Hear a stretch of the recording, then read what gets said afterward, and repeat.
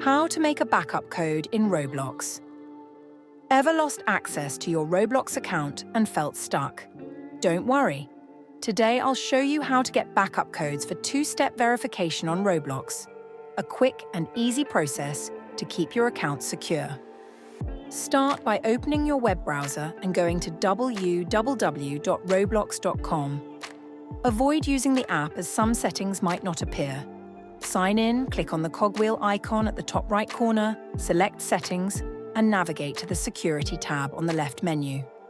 If you haven't set up two-step verification yet, enter your password, verify, and scan the QR code using an authenticator app, like Google Authenticator.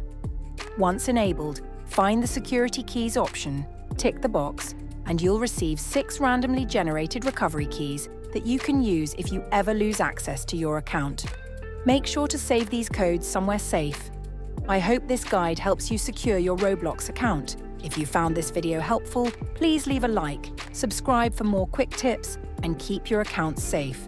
Thanks for watching.